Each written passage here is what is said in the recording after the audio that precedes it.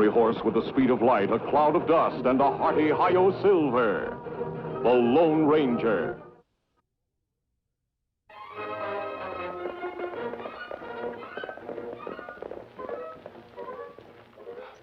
Bandit! Hello, Hamlet. Oh, it's you, mister, and Tonto. Well met, gentlemen. Well met. These are old friends, Horatio. You call Bruno Horatio? Yes, Horatio was Hamlet's friend. He's a very gentle beast and of good conscience. More antique Roman than a Dane. Ah, I see you know your Shakespeare too, mister. The last time we met was in the Superstition Mountains. That's a long way from here, Hamlet. Oh, I just drifted here lately. There's a town nearby, Spring Valley, I'm thinking of settling down in. Have you struck it rich? Ah, I'm rich in knowledge and years and health. There's no greater treasure than health. Why, then, the world's my oyster. Oh, I have a shack up in Pinto Canyon. Drop over and see me sometime. We'll be glad to. Farewell until tomorrow. Come along, boy. Come along, Horatio. Poor old Hamlet. He's still dreaming of settling down. What him have in chest? I think it's books, Tonto. He's always been mysterious about it. Hamlet likes to play act a little. I think we'd better find a place to set up camp. Wait, Kemo Sabe. Look. We've seen those men before. Yes, Kemo Sabe, but can't remember names. Judd Ellis and Clem Hart. They belonged to Dirk Martin's gang till he was captured. You think them go straight now? Perhaps, but I doubt it.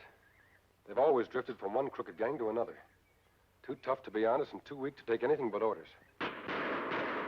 Sounds like someone signaling for help. Shots come from Eagle Pass. Come on.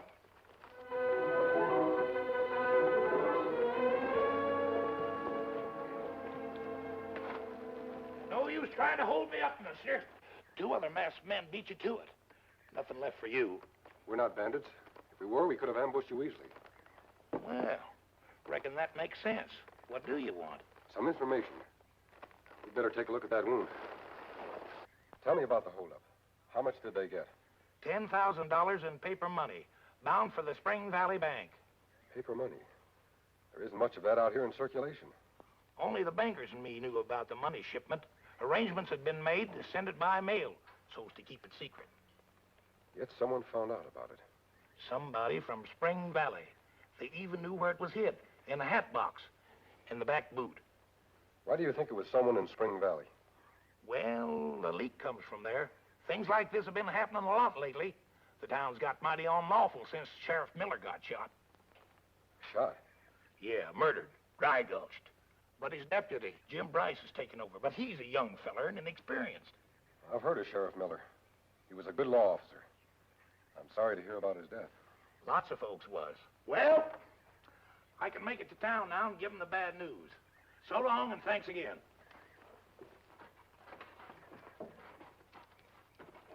Adios. You think maybe Judd and Clem in on holdup? If so, they're working for someone who's smart enough to obtain secret information. Tell us, suppose you ride into Spring Valley. Me look for them, maybe. Yes. Try to find out who their leader is. I'll scout the surrounding territory and meet you here later.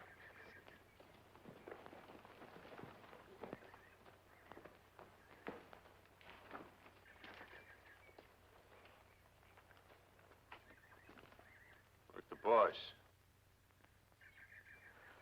Gives me the creeps. Come on.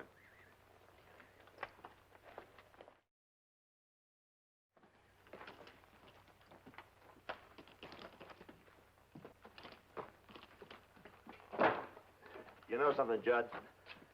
This always seems rather foolish to me. It does, huh? Yeah. We pull the job, we get the dough, then we come to this played-out mine and leave it for somebody we don't know and have never seen. You just saw him? Outside. You call that seeing him? Look, Clem, we've been over that before. When you joined up with me, I told you to be this way. I know, but I thought after being with you a while, you'd tell me more. Well, I don't know anymore. That's what's so hard for me to swallow. I keep figuring you're holding something out on me. Oh? You've been figuring wrong. The least you could do is tell me how you hooked up with him. All right, but there ain't much to tell. I drifted into town after I got out of jail. One day the postmaster says to me, "You, Judd Ellis, there's a letter here for you." Any of the old gang knew you were here? No, not one of them. So I opened the letter. It was hand-printed, and it said if I was willing to take orders, I could make myself some easy money. It said I'd get further instructions and other letters from time to time. So that's how it started. Yeah. And I kept getting the letters. They'd map out jobs to do, like today's job. They'd tell me to leave the loot here. Then in a few days, I'd get a letter enclosing my share of the money. Well, whoever he is, he's always been square about that. Yeah, absolutely. One letter says, get yourself a partner. Our operation's going to be bigger. You came along about then, so I let you in on it. Darndest thing I ever heard of. But I don't know, Judge. Somehow I don't like it. What do you mean? You've been doing all right, ain't you? Yeah, but supposing something goes wrong. We get nabbed. He's in the clear. We don't even know who he is. Ain't you ever heard his voice? That's what's good about it. They can't pin a thing on us. We bring the loot here, it's never in our possession. Now, if we get money through the mail, that's legal, ain't it? Yeah? I tell you, Clem, whoever we're working for, he's got brains. And plenty of inside information. Say, you suppose there's someone right here in Spring Valley? No, I ain't supposing nothing. Let's get over to our layout. Then we can ride into town and pick up my mail. Senor Carson, I think the stage holdup will make big news for your paper, no? Oh, we've had too much of that kind of news, Jose. I'd like to print a story saying we'd arrested those outlaws. Hello, Bryce. Pick up the trail on those stagecoach bandits? I didn't find a sign of them, but I'll keep trying. I'll comb every hill and valley in the county for them. Folks hereabouts getting kind of impatient with the situation. I don't blame them. Criticizing me won't help any. I want to make good on this job more than anybody. For the town or for that girl you're going to marry? For both, of course. All right, I'll just say you're working on some clues that'll lead to an arrest. I'm getting mighty tired of reading that story. Howdy, gents.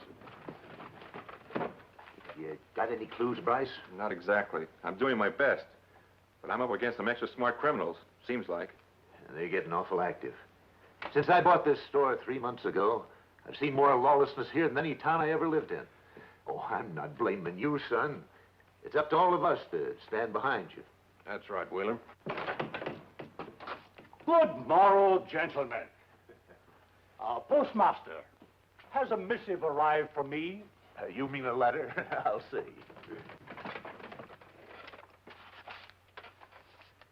Nope, nothing for you today, Mr. Jones. You expecting something important? Yes. A letter from the assay office over in Oroville. Sort of sounds like you struck it rich. There is a tide in the affairs of men, which taken at its flood, leads on to fortune. Fortune? Then you have made a strike. When is the next mail due? The day after tomorrow. Sure hope your letter's in it. Thank you. And good day.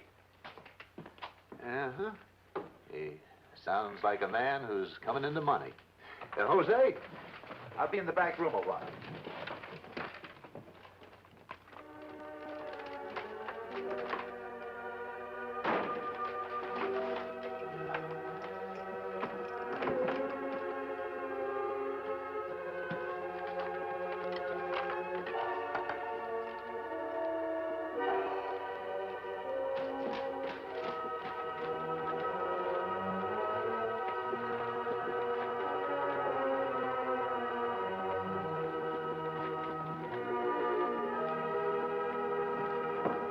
Mail for Judd Ellis? I cannot tell. Only Senor Wheeler can handle the letters. Oh, are you looking for mail? Yeah. Now, let's see. Don't tell me. Let me think. You're Judd Ellis. That's right. Got a pretty good memory. Now, take a look. You fill list? Nope, nothing here for you. Wait a minute. I'll take a look in the drop here. Yeah, here's one for you. Oh, wait a minute. It's got to be postmarked first. Say, you're that anxious, you must be expecting money. From a rich uncle? You're too nosy to suit me. That's how I get to know things. Being nosy. There you are.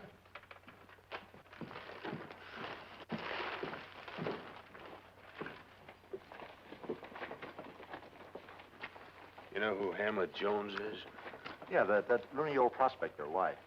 The boss says here he struck gold. Let's get going. I'll tell you the rest as we ride.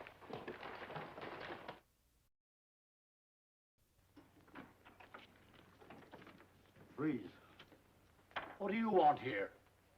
You want to see a box? Well, there's nothing in there that'll do you any good. I'll show you. Keep back. Who steals my purse steals trash. Crazy old galoot. Oh!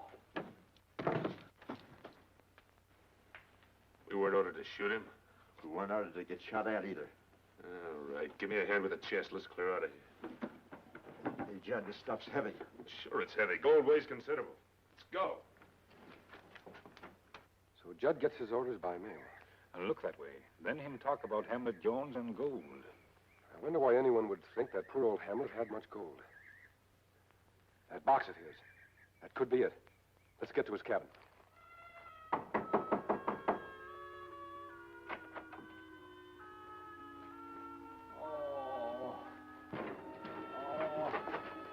Him shot.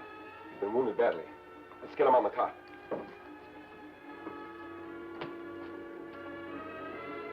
Get some water, Tonto.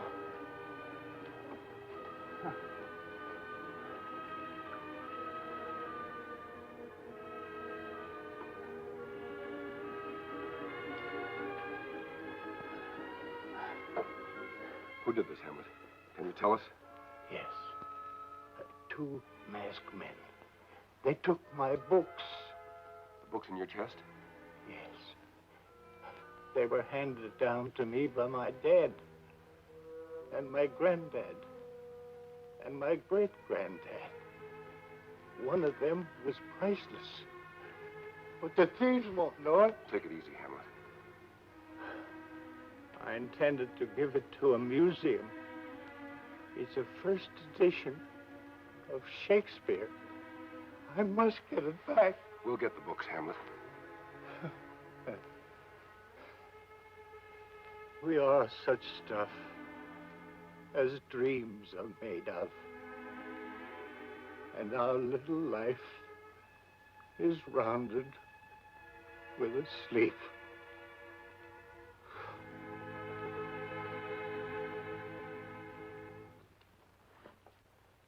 Poor old harmless Hamlet. Murdered because they thought his treasure was gold. Old books worth much. Yes, especially if one of them was really a first edition of Shakespeare. But then, that might be one of Hamlet's dreams. Wait a minute. Here's a loose title page from one of the volumes. He must have been getting ready to paste it. Hamlet was right. There's the date, 1602. The first edition folio was printed from 1602 to 1607. Crooks not know this. Maybe them destroy books. More than likely, they'll be thrown away as worthless. Kemo Sabe, you think Clem and Judd killed Hamlet? Yes, I'm practically certain of it. But there's only one way we can make a case stand up against them in court. How? We must catch them with the evidence. The books. But you say maybe them throw books away. Perhaps we can make them lead us to the books. How we do that? By letting them and their boss know the books are valuable. Tonto, I have a plan. I'll need the cooperation of the law. You ride to Spring Valley. Bring the deputy sheriff here. Me go. Hurry. Books.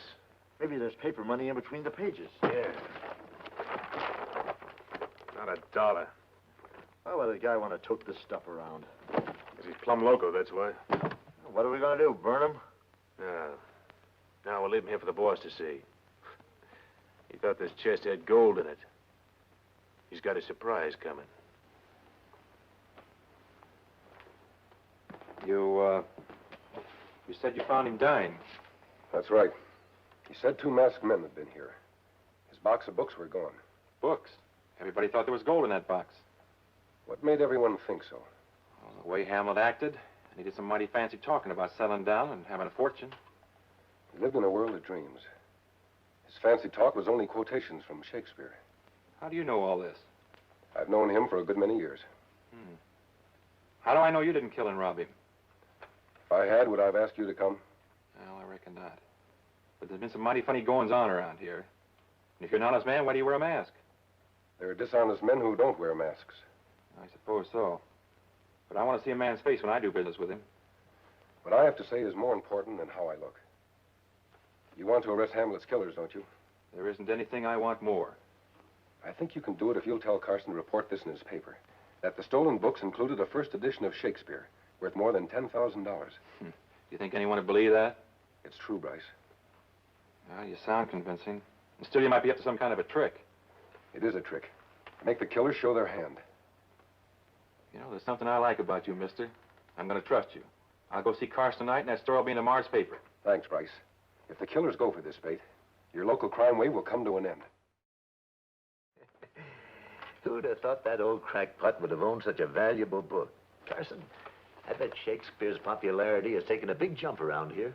That's right. People who can't even read are out searching for that volume. Is it possible, senor, for a book to be worth so much dinero? Indeed it is, Jose. Carson, where'd you get your information? That's a newspaper man's secret. Well, if I had the use of my legs, I'd be up in those hills right now looking for those books. I believe you. I'm keeping my eyes peeled for them.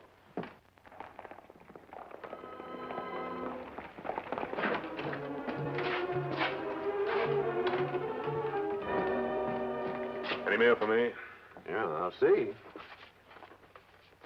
Yeah, here's one for you, Judd. Your uncle's writing you pretty regular. You know, Jose, I don't really think he's got a rich uncle. What did he say? I figured the books were worthless, so he tossed them in the chest at the bottom of some ravine. There's a map showing how to get there. Good. We're to take him up to the mine again, and he'll give us further orders. That means maybe we'll see him. Yeah. Yeah, it sounds like it. Let's go. Come on. We'll trail them.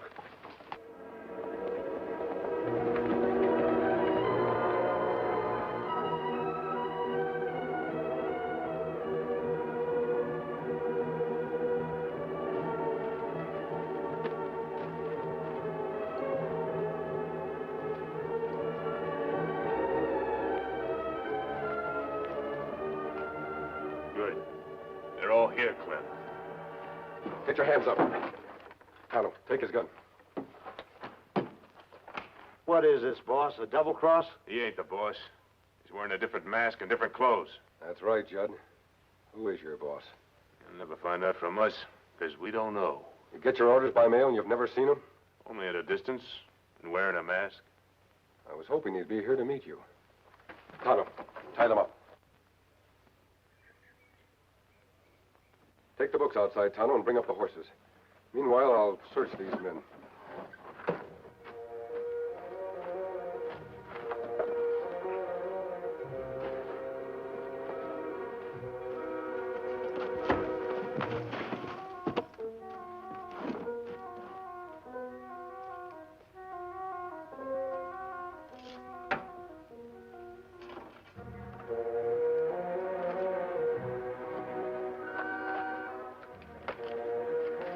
You got this letter from the post office today? Yeah.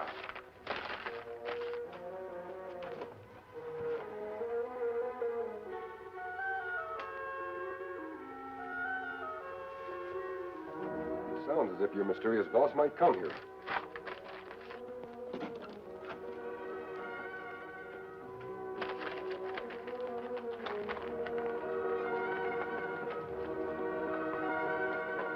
Tonto!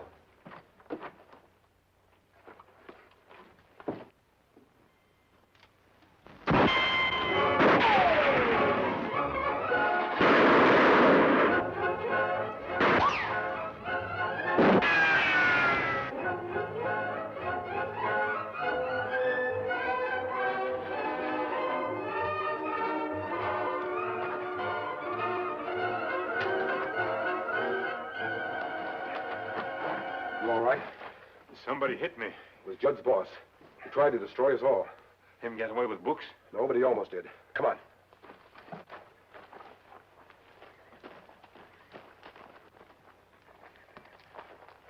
Red clay, plenty sticky, Kemo Sabe. Many footprints. That won't help us now. Unless the footprints belong to the man I think wrote this letter. Who you think wrote letter? The postmaster. Who else could put it through without it being postmarked? Maybe letters slipped through by mistake. It's too good a lead not to follow through at once. You keep an eye on the books and the prisoners. I'm riding to Spring Valley. You have had a good rest, Senor Wheeler. Yes, fine, thanks, Jose. Can I go to lunch now? Yeah, go ahead. Gracias.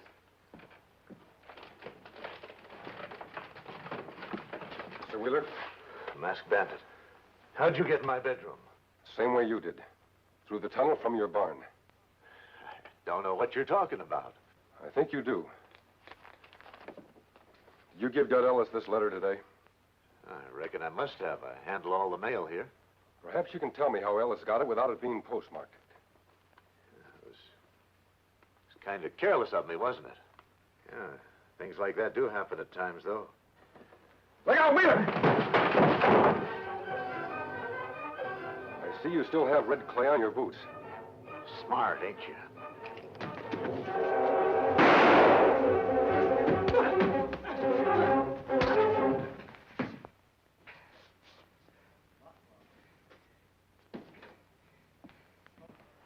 I located the stolen money. It's in Wheeler's trunk in there. This town owes you a lot, mister. I'll feel well rewarded if Spring Valley has kept a good, decent, progressive town. I'm sure you'll be the kind of sheriff to keep it that way. I'll do my darnest. In a couple of weeks, I'll be at Mrs. Bryce to give me a little help. Well, congratulations. Thanks. Bryce, look at this. A Philadelphia museum wants to buy Hamlet's first edition of Shakespeare, and they'll pay plenty. Hamlet wanted his books to go to the museum. Who'll get all the money? Spring Valley. Create a fund, develop the town, help the new settlers. Oh, that's great. He's gone. Isn't that just like him to slip out so quietly after all he's done for Spring Valley? You know, I've got a hunch you know who that masked man is. I do. The Indian told me, Ed. And you can print this in your front page. He's the Lone Ranger. Hail, Phil!